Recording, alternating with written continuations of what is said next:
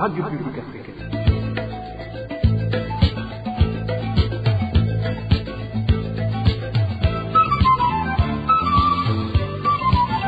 Radio Publique Africaine.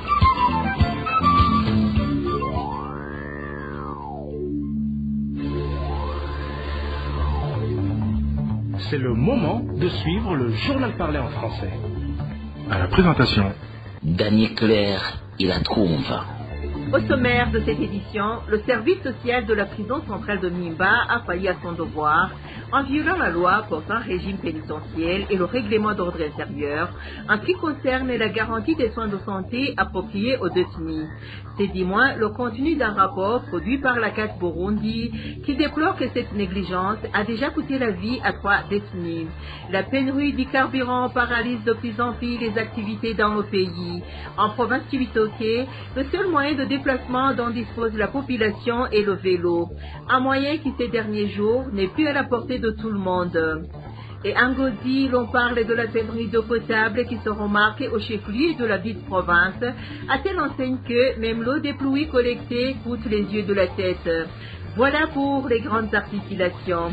Tout de suite, le développement de ces titres. L'armée burundaise attend la décision qui va être prise dans les prochains jours par l'Union africaine pour savoir si elle va continuer à participer dans la mission de maintien de la paix en Somalie ou non. Cela a été déclaré ce jeudi par le général de brigade Gaspard Baratuza, porte-parole de l'armée burundaise au cours d'une conférence de presse. Cet officier a expliqué que la Somalie avait demandé que l'effectif des militaires burundais soit diminué, mais que le Burundi a posé une condition qu'il y a un effectif à tenir en considération compte tenu de la localité où est positionné le contingent burundais. Suivez le général de brigade Gaspard Baratuza, il est le porte-parole de l'armée burundaise.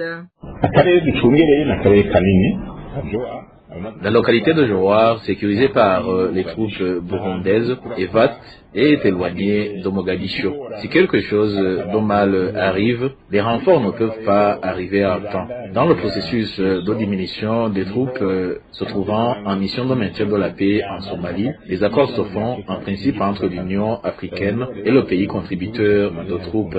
Sauf qu'actuellement, il y a implication de la Somalie et cette dernière a proposé l'effectif de troupes à envoyer par pays. La Somalie a proposé donc l'effectif de militaires burundais à envoyer et d'ailleurs une délégation somalienne est venue faire des discussions avec l'armée burundaise. L'effectif proposé par cette délégation somalienne a été jugé minime par l'armée burundaise.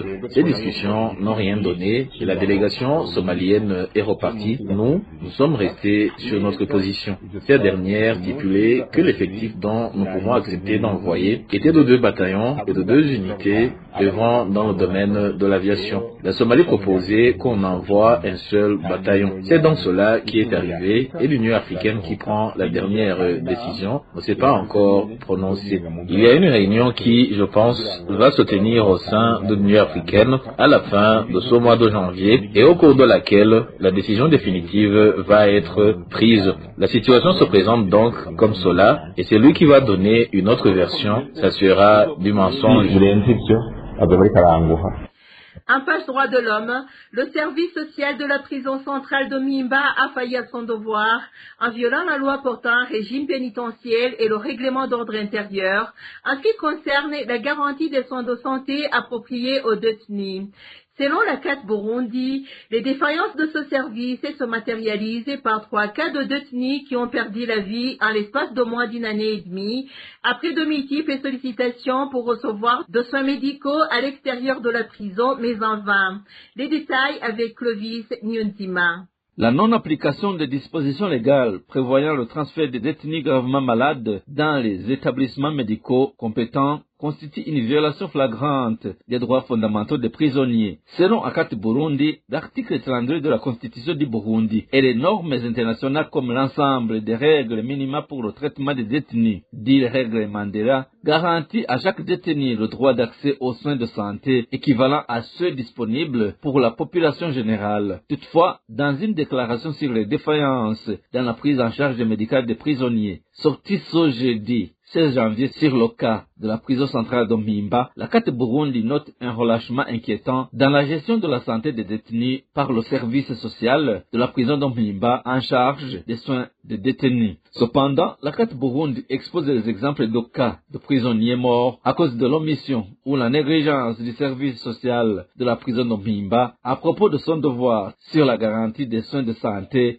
pour les détenus. M. Kamenyero Bonaventure, âgé de 68 ans, souffrait de diabète depuis plusieurs années. Malgré ses multiples sollicitations pour recevoir des soins médicaux à l'extérieur de la prison, aucune suite favorable ne lui a été donnée. Ce n'est qu'à un stade critique de la maladie que le service social a décidé de le transférer. Malheureusement, il est décédé en cours de route. C'était le 3 janvier 2025. Nizigama Edith, décédé le 1er janvier 2024, et Étienne Zeimana, décédé le 3 février 2024, tous pour refus d'accès aux soins de santé par l'administration de la prison de Mpimba. On ne saurait oublier le détenu Nyandwi Leonidas, âgé de 68 ans, emprisonné depuis 2017 à la prison centrale de Gitega pour vol qualifié. Torturé par des agents du service national de renseignement avant son incarcération, il souffre aujourd'hui de graves complications médicales affectant ses organes génitaux. Bien que les médecins aient recommandé son transfert vers un hôpital compétent, il reste confiné au centre de santé de la prison de Mpimba où les soins dispensés sont manifestement insuffisants. L'action des chrétiens pour l'abolition de la torture à CAT Burundi trouve que l'absence de prise en charge des frais médicaux pourrait être considérée comme une violation du droit à la vie et à la dignité protégée par la Constitution et les normes internationales. Il est urgent que les autorités pénitentiaires prennent des mesures concrètes pour prévenir de telles tragédies à l'avenir, selon toujours ACAT Burundi. Pour terminer, ACAT Burundi recommande aux autorités de la prison centrale de Mpimba de procéder au transfert immédiat de M. Nyandwi Leonidas vers un hôpital spécialisé pour qu'il puisse recevoir des soins appropriés. Cette organisation demande également à la Commission nationale indépendante des droits de l'homme, CNIDH, de s'assurer du respect des droits fondamentaux des détenus, en particulier le droit à la santé. La CAT Burundi demande pour terminer au gouvernement burundais de renforcer le contrôle des établissements pénitentiaires pour assurer la mise en œuvre effective des dispositions légales relatives à la santé des détenus et de garantir des budgets suffisants pour couvrir les besoins de santé dans les prisons. Merci à toi, Clovis Nyonzima. En page gouvernance, la Fédération nationale des syndicats du secteur de l'enseignement et de l'éducation du Burundi, FENASEB, en sigle, demande au gouvernement la suspension du conseil de la fondation FLE, un conseil qui est en majorité dirigé par les membres de la fédération COSESOMA, qui a failli à sa mission de gérer efficacement la FLE. C'est après que les affiliés de la Fondation de logement pour le personnel enseignant ont alerté que depuis presque 2 ans, ils n'ont pas droit au crédit, alors que chaque mois, une partie de leur salaire est versée dans cette fondation. Suivez Antoine Manouma, le président de la FENASEB. La Fondation pour le logement des personnels de l'enseignement FLE, qui avait été instituée pour la promotion du logement des personnels du secteur de l'éducation, a suspendu l'octroi des crédits aux affiliés il y a 2 ans. Pourtant, le prélèvement mensuel des cotisations opéré par la fonction publique se poursuit. Au départ, l'ensemble des cotisations collectées constituait un fonds de garantie auprès des banques qui accordent à la FLE des prêts destinés au crédit des affiliés. Aujourd'hui, ces derniers se posent des questions sur la nouvelle destination de les cotisations. Au début de l'année 2017, il est né la coalition des syndicats des enseignants pour la solidarité nationale, COSESONA. Sans tarder, les ténors de la COSESONA sont devenus les maîtres de la FLE. Des irrégularités ont commencé alors à se manifester dans la gestion de cette institution. La manipulation des textes qui la réglementent, avec l'implication directe de la ministre de l'Éducation de l'époque, a permis aux responsables de la COSESONA d'usurper la gestion de la FLE, après avoir écarté le gouvernement du conseil d'administration, devenu aujourd'hui le conseil de fondation. Pourtant, le gouvernement a été un acteur important dans le démarrage de la FLE avec sa contribution annuelle de 200 millions. La totalité des appuis accordés par le gouvernement s'élève aujourd'hui à près de 3 milliards. La même mise de la concessionnaire sur la Fondation pour le logement des personnels de l'enseignement a eu comme conséquence la discrimination dans l'accès au crédit et aux autres avantages, la discrimination dirigée vers tout membre de la FLE qui n'adhère pas à la concessionnaire. Les lamentations liées à cette situation ont été exacerbées par la hausse unilatérale de la cotisation mensuelle qui est passée de 6 000 à 12 000 francs. Il convient de noter qu'il existe des crédits qui ont été octroyés aux particuliers qui ne sont pas affiliés à la FLE, tel que cela a été mis en évidence par l'inspection générale de l'État. Certains projets ont été démarrés, mais sans succès. Le projet Maison Prêt à main, qui avait comme objectif de mettre des maisons battues à la disposition des affiliés, en location, vente et mornée. Pourtant, ce lancement à Kirundo a englouti des montants exorbitants. De ce qui précède, la Fédération nationale des syndicats du secteur de l'enseignement et de l'éducation du Burundi, FENASEB, demande au gouvernement la suspension du conseil de fondation actuel qui a failli à sa mission de gérer efficacement la FLE. L'urgence s'impose de mettre en place un organe autonome qui aurait pour mission d'arrêter les stratégies de remettre en marche cette institution paralysée. La suspension provisoire des cotisations en attendant la remise en marche de l'institution. Mais le paiement des crédits serait maintenu. La suspension du processus qui mène vers la création de la FLE microfinance parce qu'elle est contestée par les membres de la FLE. Je vous le disais en titre, il y a paralysie des activités en province Cibitoke à cause du manque de moyens de transport.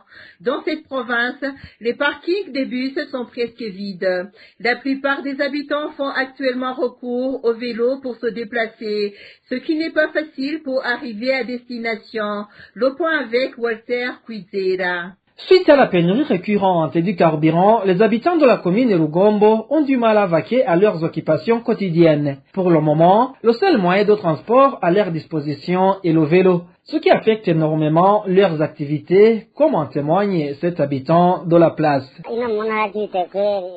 Aujourd'hui, trouver un moyen de déplacement ici à Cibitoke est un casse-tête. La situation a empiré après que les militaires aient abattu les gens qui faisaient entrer frauduleusement le carburant en provenance de la RDC. Les rues sont pour le moment désertiques, donc il ne reste que les vélos pour assurer le transport. De Rugombo à Cibitoke, le ticket de transport à vélo est de 2000 francs. Et si par chance on trouve une moto, le même trajet se paye 5000 francs. Donc les gens préfèrent se déplacer à vélo.